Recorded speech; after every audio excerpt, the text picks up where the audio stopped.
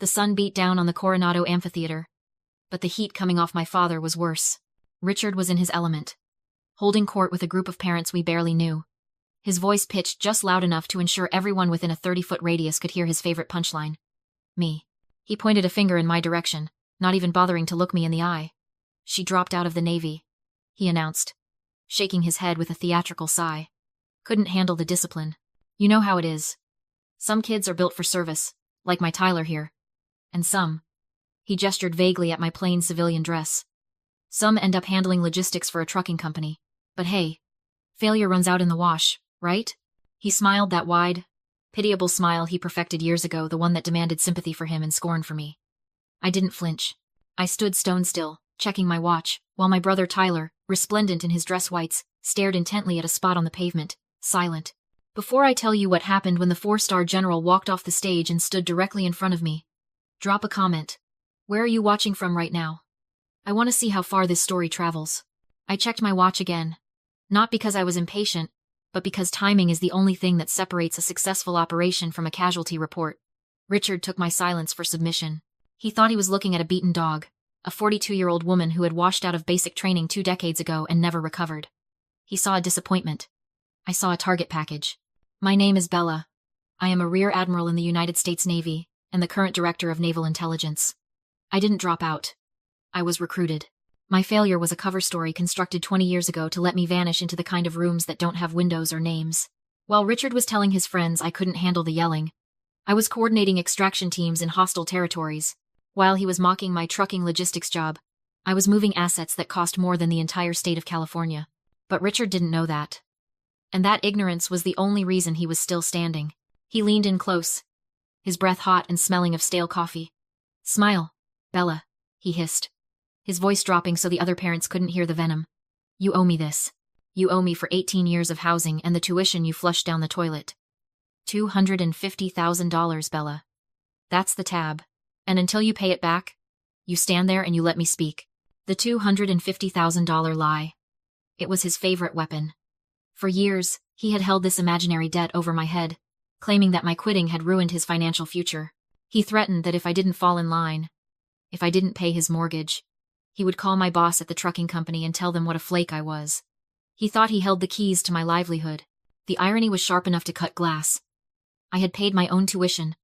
I had earned every rank on my collar, and for the last decade, I had been sending money home, tens of thousands of dollars funneled through an anonymous veterans grant that I had set up just to keep a roof over his head. He had cashed every check, probably spent it on Tyler's car payments, and then turned around to scream at me for being a financial burden. I looked at him, really looked at him, and the last vestige of filial guilt evaporated. He didn't want the money. If I wrote him a check for $250,000 right now, he wouldn't be happy. He would be furious. Because Richard didn't need a solvent daughter. He needed a failed one. He needed my failure to be the bedrock upon which he built the statue of his own ego. As long as I was the loser, he was the martyr who raised me. As long as I was beneath him, he felt tall. I'm not smiling, Dad, I said, my voice low and even. And the tab is closed. He blinked, confusion warring with rage. He opened his mouth to escalate, to threaten me right there in the aisle, but the PA system crackled to life. The ceremony was starting. He jabbed a finger in my face one last time, a warning, before turning his back to me to clap for the son he actually loved. I adjusted my stance, feet shoulder-width apart, hands clasped behind my back. He thought he was in control, because he was the loudest voice in the row. He forgot that in my line of work, the loudest one is usually the distraction. The real threat is the one you never hear coming. The ropes for the distinguished visitors section were thick, red velvet, suspended between polished brass stanchions. They were a physical line in the sand, separating the people who mattered from the people who watched. Richard stood as close to them as he could, without actually touching the fabric, vibrating with the need to cross over. He checked his watch, then checked mine, his eyes scanning the crowd for anyone important enough to impress. 5 minutes, he muttered. They should be seating the families now. He turned to Tyler, straightening my brother's collar with aggressive pride.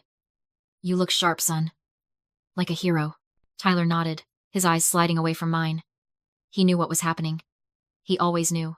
But Tyler had learned the same lesson I had, just from the other side of the equation. If you stay quiet, the predator eats someone else. Then Richard turned to me. The warmth vanished from his face, replaced by that familiar, sneering utility. He snapped his fingers. A sharp, percussive sound that cut through the low murmur of the crowd. "Here," he said, thrusting a heavy, designer tote bag into my chest. It belonged to Tyler's girlfriend, who was currently busy taking selfies by the stage. "And take these." He shoved 3 empty metal water bottles into my hands, the metal clanking against my rings. I stood there, arms full of other people's baggage, looking at him. "Well?" he barked. "Go fill them up at the fountain. Make yourself useful, Bella. Since you'll never be sitting in those VIP seats, you might as well serve the people who do. God knows you're used to fetching things in that trucking job of yours." He laughed. He actually laughed, looking around to see if the parents next to us were appreciating his wit. In that second, the heat in the amphitheater seemed to drop 20 degrees. I looked at Richard, and for the first time in 42 years, I didn't see a father. I didn't even see a bully. I saw a parasite. It hit me with the clarity of a satellite image resolving a target. This wasn't just cruelty. It was a survival mechanism. This was the scapegoat dynamic, in its purest, most toxic form. Richard didn't hate me. He consumed me. He looked at Tyler successful, handsome, lethal, and he felt small. He felt average. And a narcissist cannot survive feeling average. So he needed a counterweight. He needed a disaster to stand next to, so he could feel tall by comparison. I wasn't his daughter. I was his fuel. My failure was the battery that powered his ego. He needed me to be the screw-up so he could be the martyr who endured me. He needed me to be the water carrier so he could be the king. Every insult was just him feeding. The realization killed the last living cell of empathy I had for him. I wasn't angry anymore. You don't get angry at a tick for drinking blood, you just remove it.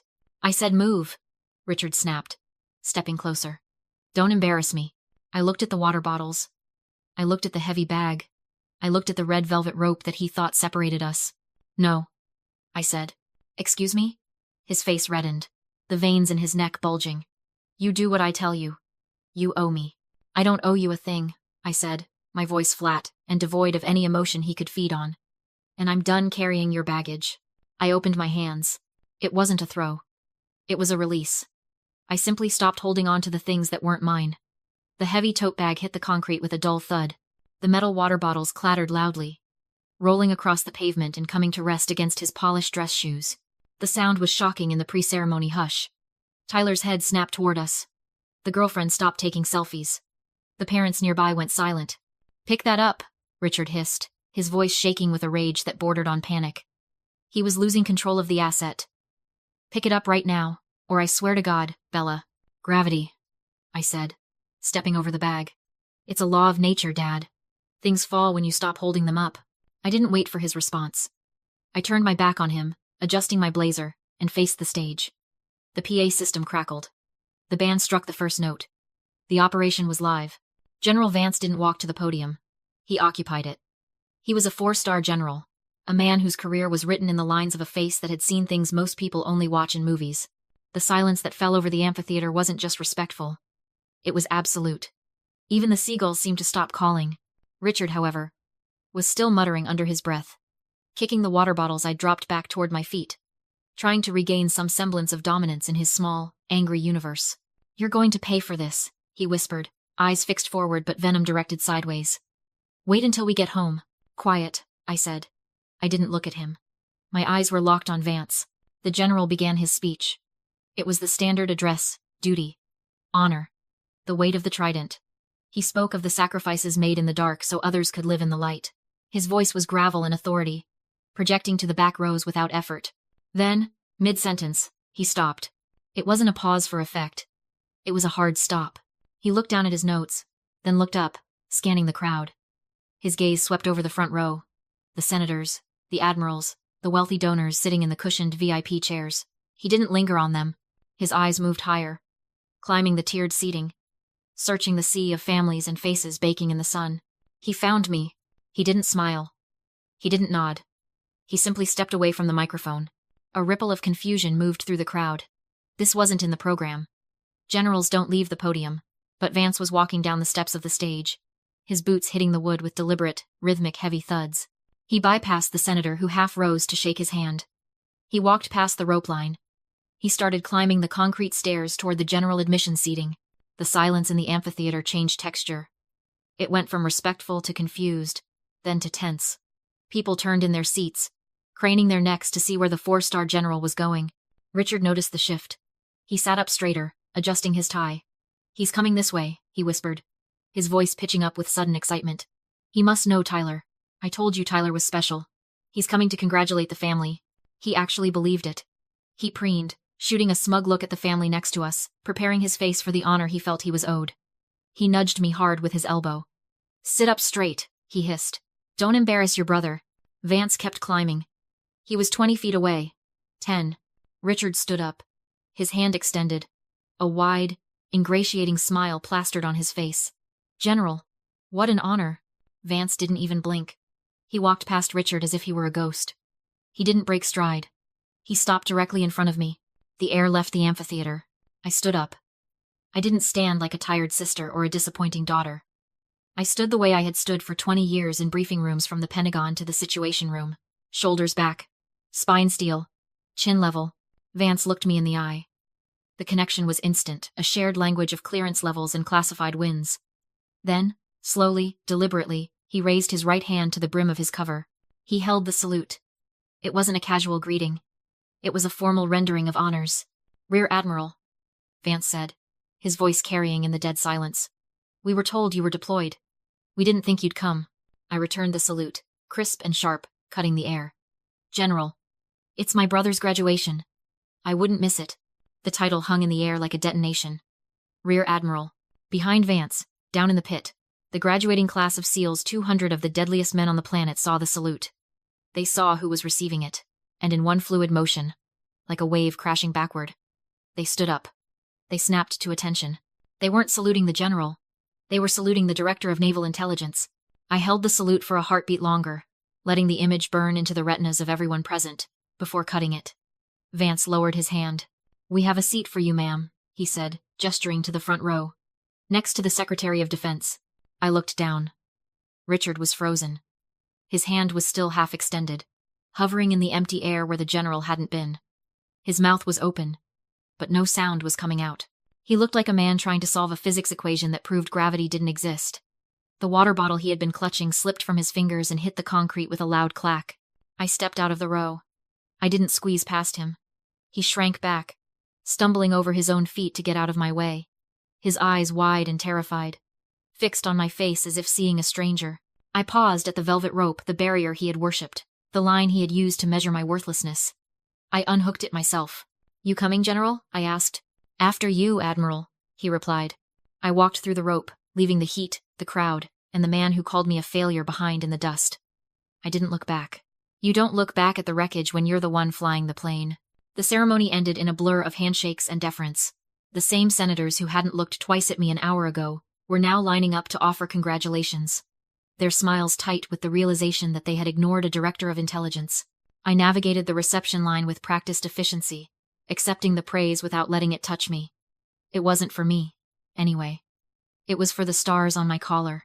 As we reached the SUV, General Vance informed me that secure transport was waiting. 2 MPs flanked us, and for the first time, I felt the tension ease. I reached for the door, then a body